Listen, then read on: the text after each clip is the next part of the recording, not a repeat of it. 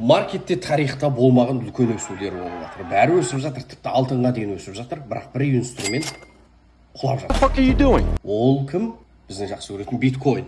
Биткоин ешқандай бір капитал кіріп жатқан жоқ, 82-ден 72-ге дейін құлап жатыр. Яғни капитал жалпы ағын су сияқты бір инструментте екінші инструментке өтіп жатады. Яғни барлық капитал қазір осындай AI немесе жаңағы болашақ технологияларына өтіп жатыр. Соның ішіндегі бір акцияны сіздермен бөлісіп кетейін. Біріншісі ол Oracle компаниясы.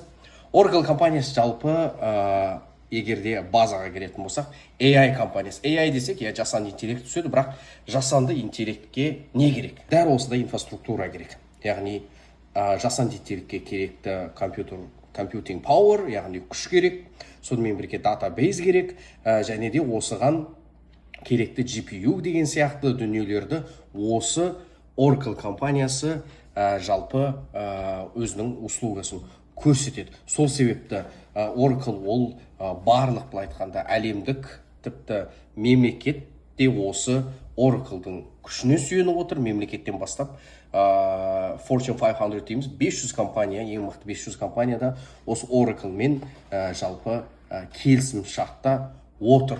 Сол себепті Oracle компаниясы екінші енді теханализге келетін болсақ, жалпы жаңағы доходы соңғы кездері жаман емес, бірақ бағасын көрейік. Осыдан бұрын 350 деген бағадан 2025, яғни бір жылдың ішінде бізге $150 дейін, яғни 50%-ке дейін құлап берді.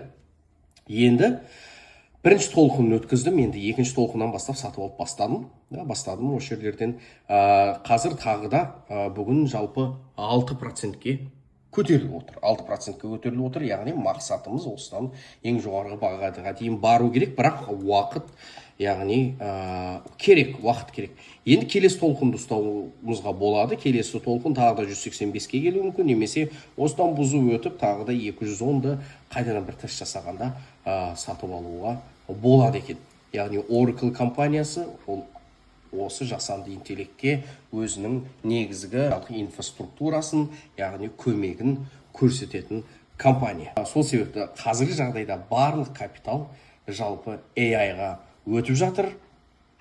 Және де бәріміз білетіндей жақында болатын IPO-лар ChatGPT-дан бастап Anthropic және SpaceX деген сияқты.